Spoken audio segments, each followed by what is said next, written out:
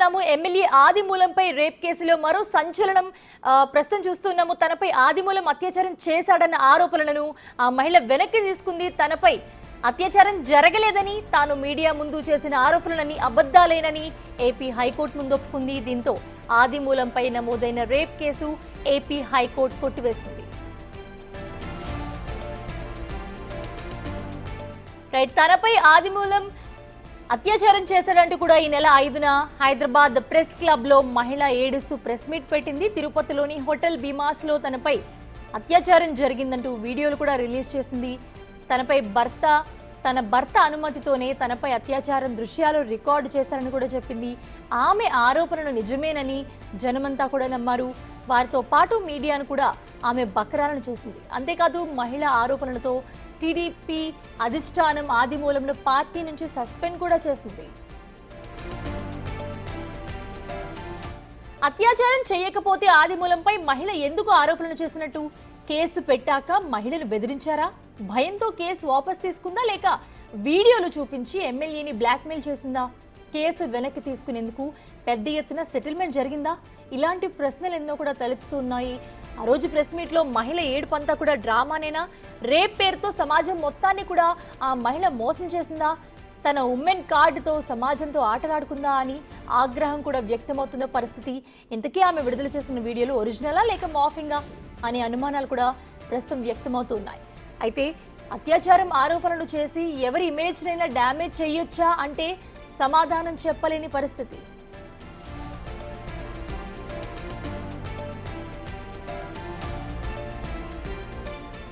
72 ఏళ్ల వయసులో ఎమ్మెల్యే ఆదిమూలంపై అత్యాచార ఆరోపణలు రావడంతో ఆయన సొసైటీలో తలెత్తుకోలేని పరిస్థితి ఏర్పడింది. ఎమ్మెల్యే పరువు ప్రతిష్టల పరిస్థితి ఏంటి అనే చర్చ కూడా జరుగుతోంది. ఇకపై ఎవరైనా రేప్ కేసు పెడితే సమాజం నమ్ముతుందా? ఆ మహిళ తప్పుడు ఆరోపణల నేపథ్యంలో దేశంలో నమోదయ్యే రేప్ కేసుల్లో ఎన్ని నిజమైనవి? జానీ మాస్టర్ పై కూడా నమోదైన రేప్ కేసులను కూడా నిజాలెంత? భవిష్యత్తులో ఆ యువతి పెట్టిన కేసు వెనక్కి తీసుకుంటే పరిస్థితి ఏంటనే చర్చ కూడా ప్రస్తుతం జరుగుతోంది.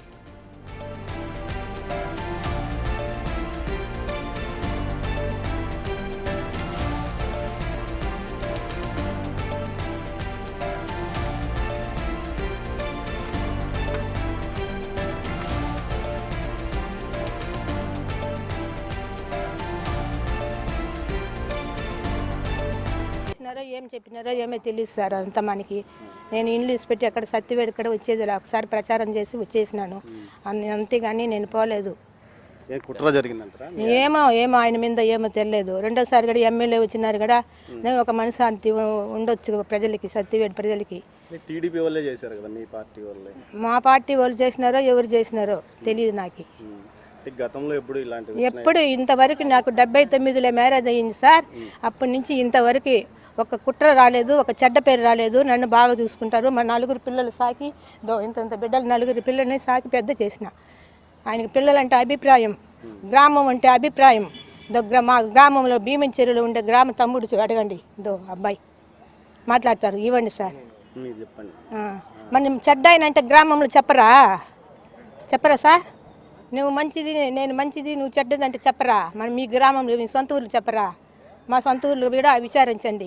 5 పైసలు తీసుకోరు ఆయన. ఒకరి కాడ వదిలేసి వస్తాడు కానీ మా డబ్బులు మా లంచం తీసే మనిషి కూడా కాదు. మేము ఎందుకు సార్ ఇంకా ఈ స్థాయిలోనే ఉండాము? ఈ స్థాయిలోనే ఎమ్మెల్యే వచ్చినా కూడా ఈ స్థాయిలోనే ఉండాము. ఏం సార్ చెప్పండి మీరే, మంచిని చూస్తే కనిపిస్తుంది కదా. నేను ఏమో ఆయన మీద ఏం కుట్ర చేసుకున్నారో ఏమో తెలియదు. ఏమో అదంతా చెప్పండి సార్. ఆయన మార్నింగ్ 9 గంటలకు వెళితే నైట్ 8, 9 గంటకి ఇండ్లు చేరతారు. అది సత్యవేడు ఎక్కడ ఊర్లకి అంత ప్రచారానికి గ్రామానికి వెళ్ళొద్దు సార్. ఎమ్మెల్యే వచ్చేసి ఆమె నేను అసలు మాకు తెలియదు సార్. ఒక ఎమ్మెల్యే నిలబడినాక ఆయన ఇంట్లో ఉండేది 9 వెళితే నైట్ 9 గంటల ఇండ్లు చేరతారు. ఇంకా మనం గ్రామం విలేజ్ అంతా చూడొద్దా? ఇంట్లో గెలిచేసి ఇంట్లో కూర్చుంటే సరిపోతుందా? నేను అడగను. పెద్దిరెడ్డి సార్ దగ్గర డబ్బులు తీసుకొని ఈడ కుమ్ముకయ్యి నాన్నగారిని ఓడగొట్టాలని ఒక నిర్ణయంతో చాలా ఇబ్బందులు పెట్టారు. కానీ మంచి చెడు అనేది రెండే జాతి నా గుండెల్లో ఉండేది.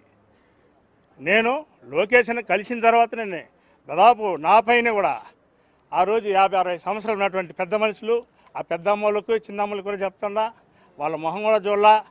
వారే నన్ను సుమన్ అనే వ్యక్తి లాగిని అని చెప్పారు తిరుపతి ప్రెస్ క్లబ్లో.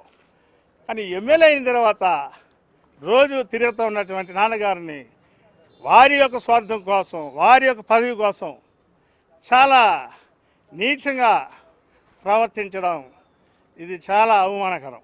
ఇది రాజకీయ కుట్ర తప్ప ఇంకా వేరేటువంటి ఆలోచన లేదు. ఒకవేళ మీరు అనుకున్నంత వరకు జరిగి ఉంటే, మనం కానీ వాళ్ళు ఇబ్బంది పెట్టుంటే